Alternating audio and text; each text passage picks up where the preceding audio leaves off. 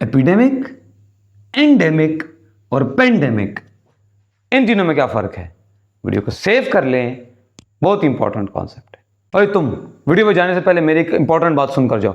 अगर तुम्हें मेरी वीडियोस पसंद हैं ये टिकटॉक पे और तुम चाहते हो कि मैं एफएससी के लेक्चर्स तुम्हारे लिए यूट्यूब चैनल पर अपलोड करूं डिटेल में, तो एक काम करो, अभी मेरी प्रोफाइल में जाओ, वहां पे यूट्यूब का बटन है, उसको ऐसे दबाओगे तो तुम मेरे चैनल की प्रोफाइल पे पहुंच जाओगे।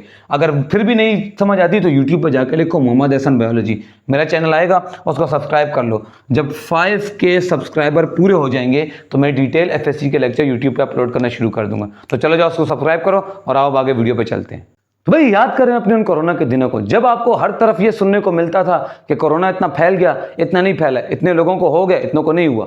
तब आपको कुछ अल्फाज सुनने को मिलते थे कोरोना के लिए, एपिडेमिक, एंडेमिक और पेंडेमिक। ये तीनों चीजें क्या हैं?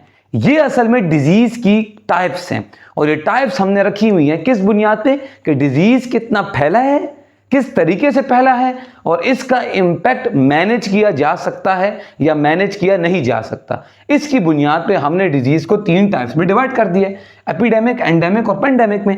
अब एपिडेमिक के लिए क्या है? इसके लिए एक लफ्ज इस्तेमाल होता है आउटब्रेक, कि जब एक इलाके में या एक कंट्री में या एक कम्युनिटी में अचानक से एक डिजीज फूट के बाहर आ जाए, अचानक से निकले और फैल जाए और बहुत तेजी से उसका नंबर बढ़ जाए, it is called as epidemic. और एपिडेमिक चूंकि अचानक से फूट के उसका नंबर इंक्रीज होता है तो इसका इंपैक्ट डेडली हो सकता है कि इसका इंपैक्ट इमैनेजेबल हो, मैनेज ना हो सकता और डेडली हो।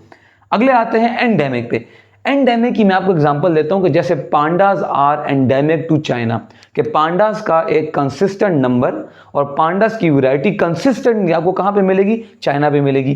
तो जब एक डिजीज कंसिस्टेंटली कुछ इलाकों में या कुछ कंट्रीज में या कुछ कम्युनिटीज में बार बार सेम फ्रीक्वेंसी के साथ शो होता हुआ नजर आए, इसको हम बोलते हैं एंडेमिक। तो चूंकि ये बार बार सेम फ्रीक्वेंसी के साथ शो होकर नजर आता है तो इसका इंपैक्ट डेडली नहीं हो सकता।